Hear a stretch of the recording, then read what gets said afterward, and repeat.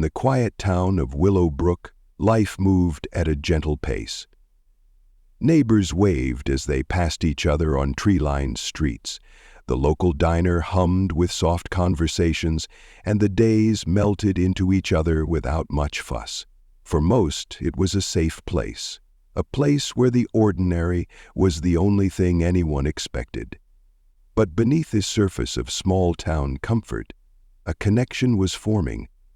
A connection no one would have noticed at first. It didn't scream for attention or raise an alarm. It began quietly, subtly, and perhaps that's why it was so easy for it to grow unnoticed. At the center of it all was an 18-year-old girl, bright-eyed, full of dreams, and navigating the bridge between adolescence and adulthood. She sought something, perhaps excitement, perhaps love.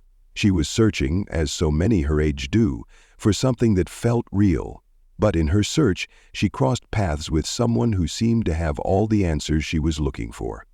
He was older, confident, and charming in a way that made her feel seen in ways she hadn't before. Their connection felt thrilling, forbidden even, but what might have started as a shared secret would soon unravel into something far more devastating. In Willowbrook, tragedy isn't a word often spoken, but one event would change that. What began as whispers behind closed doors became a story that captured the attention of an entire town and eventually the nation. A story of trust shattered, of choices made, and of lives forever altered. Willowbrook was the kind of town that could easily be overlooked on a map. A small cluster of homes surrounded by sprawling fields, a single traffic light at its center, and a community where everyone seemed to know each other. It was the kind of place where front doors stayed unlocked, where laughter from the local high school games echoed across the neighborhoods, and where trust was taken for granted. But no one knew that trust would soon be shattered in a way that would haunt Willowbrook forever. Emily Carter was 18. Her friends described her as kind, bright, and full of ambition. She was someone who could light up a room with her laugh and had a way of making others feel like they belonged. She loved photography, capturing the world around her through her lens, perhaps as a way to hold on to the fleeting moments of her youth. Emily had dreams of leaving Willowbrook one day, of moving to a bigger city where she could pursue her passion for the arts. But for now she was still finding her way, navigating the challenges of young adulthood, and searching for something or someone that made her feel seen in a way the world often didn't. Then there was Michael Grant. In his early 40s, Michael was a well-known figure in the town. He wasn't just any local, he was a charismatic businessman, someone who knew how to make people listen when he spoke. Michael had a way of putting people at ease, making them feel important. To those around him, he seemed to have it all: success, a family, and the respect of the community. But beneath his polished exterior, there was another side to Michael that no one suspected, a side that would cross boundaries and forever change the life of one young girl. Emily met Michael at a local community event, one of those casual gatherings where the entire town seemed to show up. At first, their conversations were brief, nothing out of the ordinary, but over time, those conversations grew longer, more personal. Michael had a way of making Emily feel special, like she was the only person in the room. For someone on the brink of adulthood, navigating insecurities and the need for validation, Michael's attention was intoxicating. It started with innocent compliments, questions about her future, and offers to help guide her along the way. But soon, their dynamic shifted. What had seemed like harmless mentorship took on a different tone, one that was far from appropriate. For months, their connection remained a secret. Michael had a family, a wife, and a reputation to uphold. Emily had her youth and her dreams. Together, they'd built a world of their own, hidden from the prying eyes of Willowbrook. But secrets have a way of unraveling, and when they do, the consequences can be devastating. What began as a connection neither of them should have imagined. Before we go deeper into this heart-wrenching case, If you're passionate about uncovering the stories behind true crime mysteries and exploring the human complexities that often remain untold, we invite you to join our community. Hit the subscribe button and turn on the notification bell so you never miss an episode. Every day, bring you compelling stories that not only delve into the facts, but also explore the lessons we can all learn. By subscribing, you're not just following a channel, you're becoming part of a movement to raise awareness and spark important conversations. Let's dive in. Emily first met Michael during a community art showcase where she had proudly displayed her photographs. Michael, a known supporter of local talent, had stopped to admire her work. He asked her about the inspiration behind her photos, complimented her eye for detail, and told her she had a gift. For Emily, his words carried weight. He wasn't just a neighbor, he was someone who seemed to genuinely see her potential. Their initial interactions were polite and professional, the kind of conversations that could happen in any small town. But as the weeks passed, Michael began seeking her out more often at the coffee shop where she worked, during town meetings, even at casual weekend events. What started as friendly encouragement soon became deeper, more personal. His boundless affection was attracting her. At first, Emily saw Michael as a mentor. He offered advice about her photography and even suggested he could help her find opportunities outside of Willowbrook. For an 18-year-old girl with big dreams, his guidance felt like a lifeline. Michael had a way of making her feel special, important, and understood. But beneath the surface of their interactions, an emotional bond was forming. It started with innocent texts about photography ideas, but quickly grew into something more intimate. Compliments turned into flirtation. Conversations about art shifted into late-night confessions about their lives, their dreams, and their secrets. For Emily, it felt like she had found someone who truly understood her. For Michael, it was something he knew he had to keep hidden. Michael was careful. He knew the stakes were high. He told Emily their connection was rare, that no one else could understand what they had, but it had to stay a secret. He assured her it wasn't wrong, it was special, unique, something they had to protect. Emily, caught in the excitement and allure of his attention, agreed to keep it hidden. She began telling her friends she was working late or spending extra time on her photography, when in reality, she was meeting Michael. He promised her that one day, when the timing was right, they could be open about their connection. But for now, it had to stay between them. Warning signs. It didn't take long for those closest to Emily to notice something was different. Her best friend Lily recalled that Emily had started to pull away from their usual hangouts. She seemed distracted, her phone always in her hand, her smile more guarded. Her parents noticed the change too. Emily, once full of energy and excitement, seemed quieter, more withdrawn. They chalked it up to the challenges of transitioning into adulthood, but the signs were there, signs that something was weighing heavily on her. Lily remembers one night in particular. "She looked like she wanted to tell me something," Lily later said, "but she didn't. She just said she was fine and changed the subject. It was as if Emily was carrying a secret too heavy to share." The turning point in Emily and Michael's secret relationship didn't come all at once. It was a slow build, hidden moments of tension, mounting lies, and the weight of secrecy pressing down on both of them. But in the weeks leading up to the tragedy, cracks began to show, and those cracks would eventually lead to an event that would change everything. It was a cold evening in late October. Emily had been distant for days. Michael noticed the shift and reached out, concerned that she might be reconsidering everything they had built. But Emily wasn't pulling away on a whim. She had started to feel the strain of their relationship, the guilt, the confusion, and the isolation from her friends and family. That night, Michael insisted they meet in person. Emily agreed, reluctantly. They met in a secluded spot just outside town, a place they had used before to ensure no one would see them. But this meeting wasn't like the others. The tension between them was evident from the start. Michael pushed Emily to talk, to reassure him that their bond was still intact. Emily, overwhelmed and emotionally drained, hesitated. What followed was an argument that quickly escalated. According to later reports, neighbors nearby heard raised voices. One described it as heated but not alarming, just a couple arguing, or so it seemed. But what no one could see was how quickly things would spiral out of control. At some point during the argument, the tone shifted entirely. Witnesses reported hearing a sudden scream followed by a deafening silence. By the time first responders arrived at the scene, they were called by a passerby who noticed a vehicle parked awkwardly on the side of the road. It was already too late.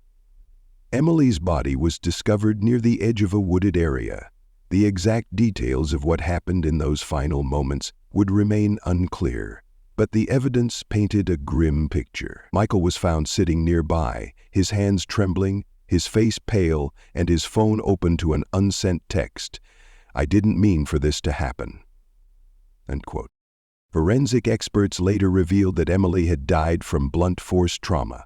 Whether it was a moment of uncontrollable rage or an argument gone horribly wrong, the truth would become a matter for investigators and the courts to unravel. But for the people of Willowbrook, the damage was done. Emily Carter, an 18-year-old girl with her whole life ahead of her, was gone. But what investigators would uncover next shocked even the most seasoned detectives. Michael's story of what happened that night would soon unravel, revealing layers of deceit and desperation that no one had expected. As the sun rose over Willowbrook the morning after Emily's death, the peaceful town woke to the news of a tragedy that no one could have anticipated. Investigators arrived at the scene, determined to uncover the truth of what had happened on that cold October night. What they found would send shockwaves through the community. The investigation began with the most obvious lead, Michael Grant. Found at the scene, distraught and disoriented, Michael admitted to being with Emily that night. But his version of events was vague. He claimed their argument had turned emotional, that Emily had run from him in distress, and that when he found her, she was already gone. Detectives weren't convinced. They knew there was more to the story. A search of Michael's car uncovered Emily's phone, which had been turned off, a detail that immediately raised suspicion. Forensic analysts recovered text messages between the two that painted a picture of a relationship far more complicated than Michael had initially let on. The texts revealed months of emotional exchanges, messages filled with promises, apologies, and increasingly desperate attempts to keep their connection a secret. Michael's words to Emily on the night of her death suggested he feared she might expose their relationship, a fear that detectives believed could have been a motive for violence. Interviews with witnesses added to the growing puzzle. One neighbor reported hearing a heated argument that night, followed by a loud thud. Another passerby described seeing a car matching Michael's parked at the edge of the woods earlier in the evening. These accounts began to fill in the gaps of the timeline investigators were building. But it wasn't just witness testimony that raised questions. Emily's journal, discovered in her bedroom, provided a haunting glimpse into her state of mind in the weeks leading up to her death.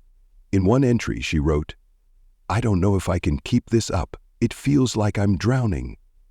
Her words hinted at a relationship that had grown toxic, a dynamic that had shifted from thrilling to suffocating. Just when detectives thought they were beginning to understand the case, a new piece of evidence emerged that changed everything. Security footage from a nearby gas station showed Michael purchasing what appeared to be duct tape and gloves just hours before meeting Emily. This discovery raised chilling questions about his intentions that night. Michael's wife, who initially claimed to know nothing about her husband's involvement with Emily, later revealed that she had suspected the affair for months.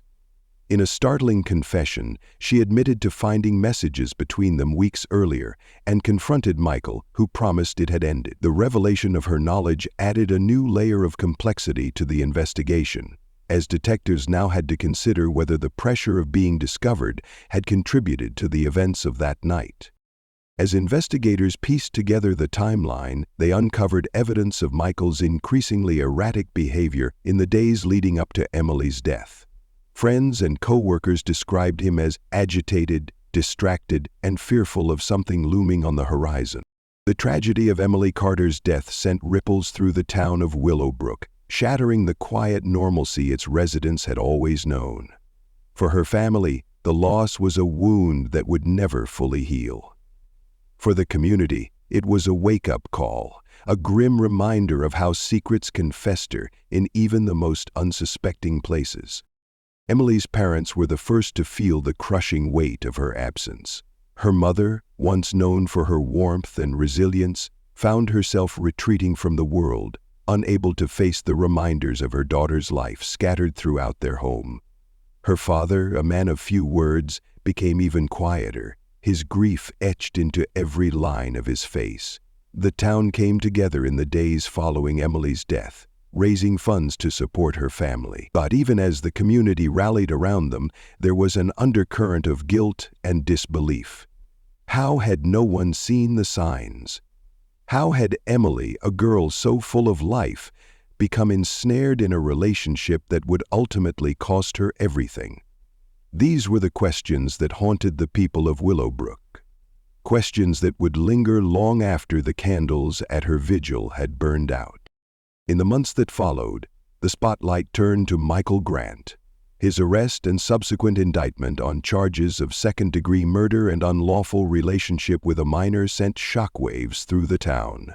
In the courtroom, prosecutors painted a damning picture of a man who had used his position of trust and authority to manipulate a young girl, leading to a tragic chain of events. The trial was a spectacle, with each day bringing new revelations. Forensic experts detailed the timeline of events leading to Emily's death, including the texts and evidence found at the scene. Witnesses were called to the stand, recounting the changes they had seen in both Emily and Michael in the months leading up to the tragedy. But the most chilling moment came when Michael himself took the stand. He claimed that Emily's death was an accident, that their argument had gotten out of hand, but he never intended to harm her. His testimony was met with skepticism, both in the courtroom and outside it. Many believed that his actions were deliberate, that his fear of exposure had driven him to a point of no return.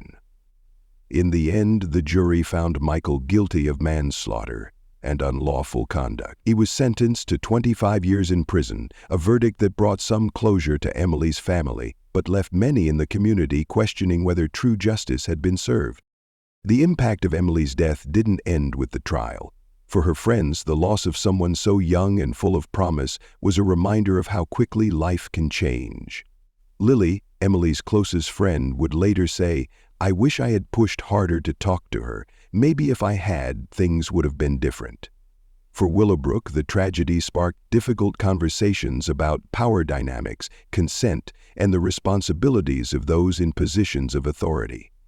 Schools and community organizations implemented new programs focused on recognizing the signs of manipulation and fostering open communication between young people and their families.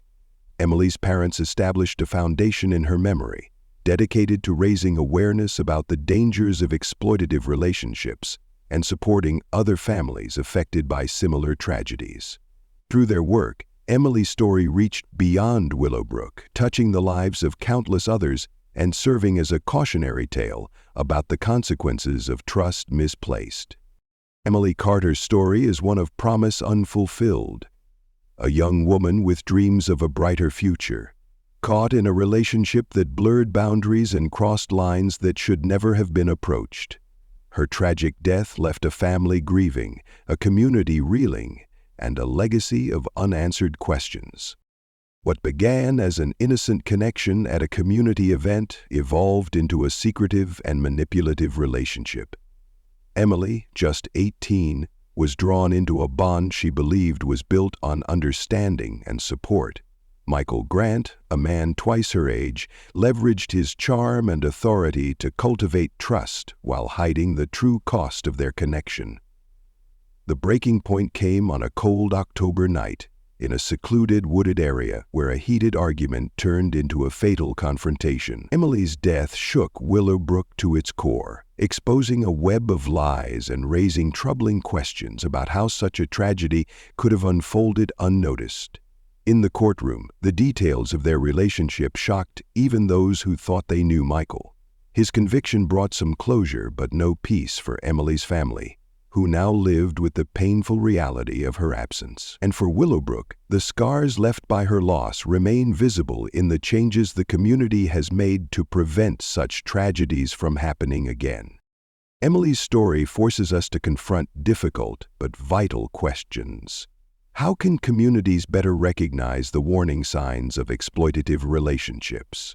How do we protect the most vulnerable among us from those who seek to manipulate and control? It also raises a deeper question about accountability.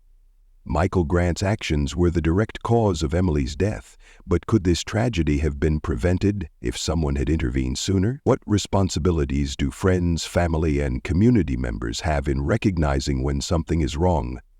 Emily's parents hope that her legacy will serve as a reminder that vigilance and open communication are essential.